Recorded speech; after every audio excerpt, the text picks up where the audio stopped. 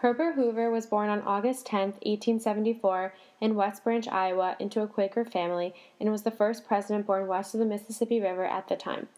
After losing both his parents in the course of 3 years at a young age, he was sent to live with his aunt and uncle in Oregon. Hoover attended Stanford University and received an engineering degree.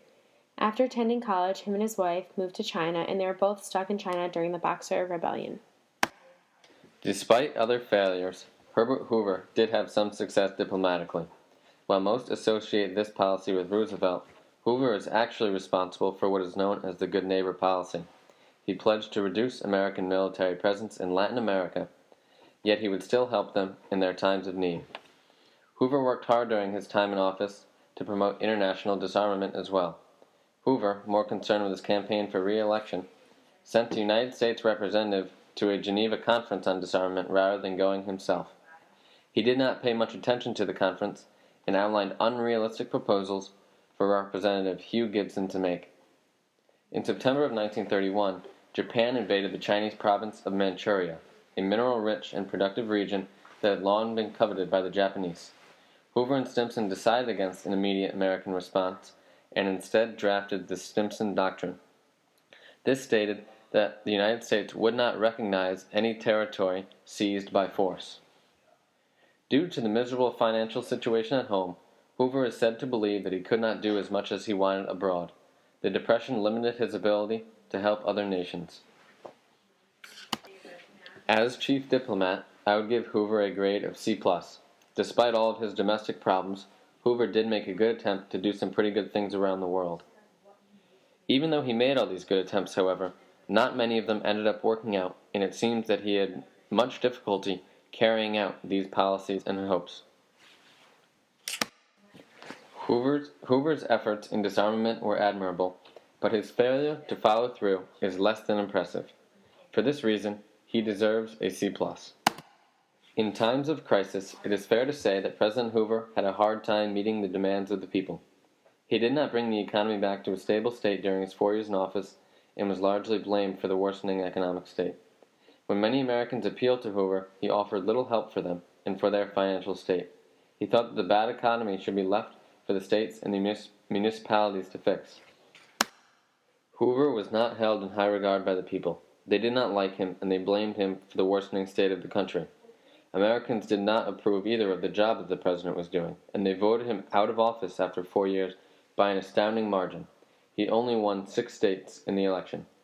Many historians said the president did not speak to the people enough and that he had a lack of public appearances. He had no solid plans or outlines for what he planned to accomplish, and therefore it is clear that he failed in his role as head of state. He did not meet the demands of the people when they needed him the most.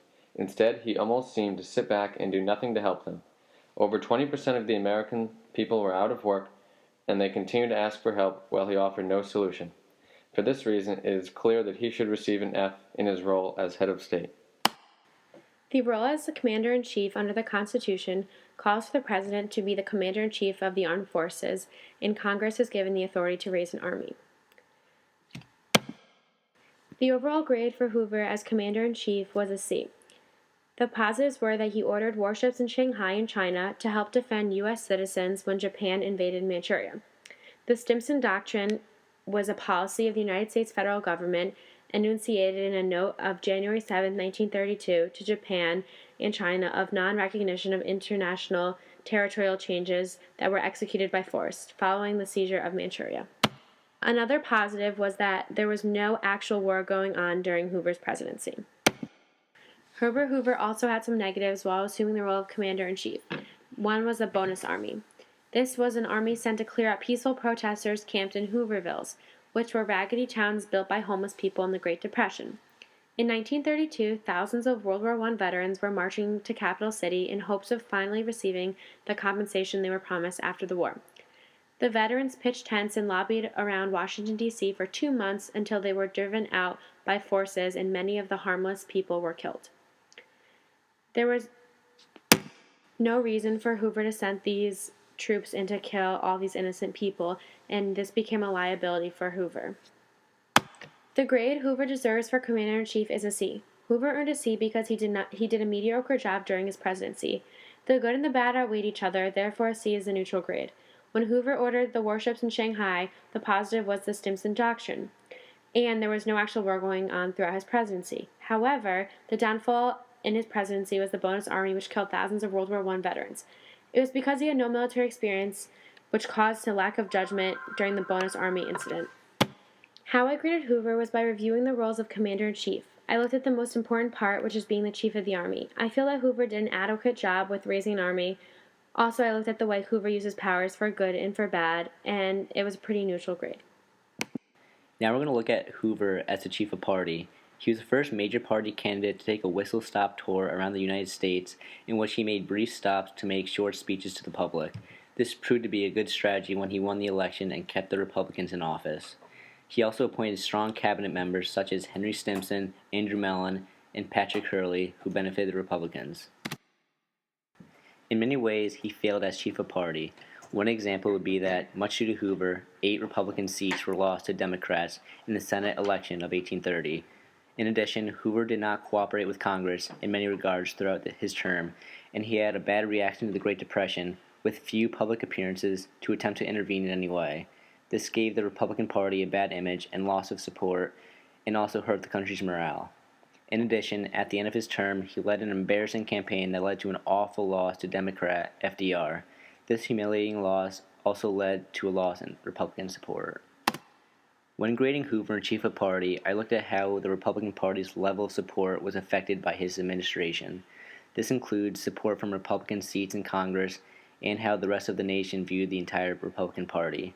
Therefore, after considering the pros and cons of his 4 years as chief of party, I gave him a grade of a D-. Next, we are going to look at Hoover as a guardian of the economy. President Hoover came into his position at a difficult time during the Great Depression. He held office for less than 8 months before the stock market crashed. Some downfalls in his time as guardian of the economy was not believing in New Deal policies, speaking against them, and this ultimately led to Franklin D. Roosevelt getting the next bid in the next election. Also, he did not believe that the government should lead the way to the end of the economic depression. And Hoover believed that the National Depression was an amalgamation of state crisis and to be dealt with local state governments, not the national government. A positive during his time as guardian of the economy was the promise he made to keep federal budget balanced. Hoover had a firm belief in American individualism. In the words of Herbert Hoover, individualism cannot be maintained as the foundation of a society if it looks only to the legalistic justice based upon contracts, property, and political equality. Such legalistic safeguards are themselves not enough. In our individualism, we have long since abandoned the laissez-faire of the 18th century, the notion that is every man for himself and the devil take the hindmost. We abandoned that. We adopted the idea of equality of opportunity, the fair chance of Abraham Lincoln. Hoover never actually carried out any of his actions he planned to do. This was seen as a major flaw. He was perceived as a passive negative person, meaning he lacked experience and flexibility to perform effectively as a political leader. A president's character is very important because his character reflects his decisions and the way he acts. Overall, Hoover lacked experience, which caused him to have a bad image. Hoover deserves a D in the Guardian of the Economy category because he relied heavily on the states and local governments to fix the Depression, but in reality it was his duty as president to help stimulate the economy like FDR did. When grading Hoover based on his duties as Guardian of the Economy, I looked at the roles for the Guardian of the Economy. The main duty for the president is to handle economic crises when they are thrown at him. Also, if the economy is spiraling downwards, the president should be able to stimulate it or at least make an effort to. Based on this criteria, Hoover deserves a D. Overall, Herbert Hoover's presidency was a failure. Hoover was a poor leader and did little to stimulate the patriotism of the American citizens. When the people appealed to Hoover to help them during the Great Depression, he did essentially nothing and told them that they should be able to help themselves. Hoover's strongest. Now we're going to grade Herbert Hoover as the chief executive. When grading him on this role, I analyzed his accomplishments as well as the issues he caused during the time he was president. I tried to distinguish the positives from the negatives and see which outweighed the other. There really aren't many positives that occurred under Hoover as chief executive. The major accomplishment was the creation and destruction of the Hoover Dam. located in Colorado. The negatives that resulted from Hoover's administration was the failure to emphasize the seriousness of our country's economic status during the Great Depression. Also, he did not allow any inflation during the time he was chief executive. Finally, he did not seem to care about the immense amount of trouble his country was in. Hoover turned a blind eye on our country. When we needed laws to be made, Herbert Hoover earned the grade of a D. He was not a very successful chief executive, and instead of helping the United States out of the Great Depression, he made matters much worse. He failed to cooperate with Congress to approve and enforce any type of legislation that could help the American people during the worst time in our country's history. Therefore, his lack of execution led to FDR inheriting a very troubled economy. The next authoritative position Hoover held was being chief legislator. A chief legislator is someone who is in charge of public policy and who sets the official agenda for Congress, creating the Veterans and Mission Act. This act took all the existing federal agencies handling veteran benefits and then processed to combine them into some downfalls in his time being chief legislator was the Smoot-Hawley Tariff Act, which raised tariffs on many imported items.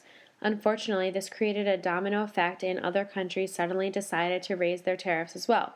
This weakened trade and made the Depression even worse, savings and loan institutions. Another downfall was the National Credit Corporation. Hoover urged large banks to aid smaller ones to help them from collapsing. Though his intentions were good when he created this corporation, it did not get the expected results and was soon replaced by the Reconstruction Finance Corporation. Hoover earned a D+ on his role of being chief legislator. He created many acts and started many corporations during his presidency. However, none of them were very effective. Even the best legislation he passed did not benefit the country as a whole. Most time when he created an act, for example, the Smoot-Hawley Tariff Act, the outcomes were negative and led to more problems. Hoover was never able to effectively create a proper agenda for Congress. Due to this downfall, the agenda's priorities did not correspond to what the country needed in the terms of legislation. That kept him distant from the public. Hoover was president during a time that America needed a strong leader who was able to and would intervene in the problems that the country was facing. However, Hoover did not believe in strong government intervention in American life, which caused the Depression to spiral out of control. When considering this criteria and the other duties of the president, we give President Hoover an overall grade of a D.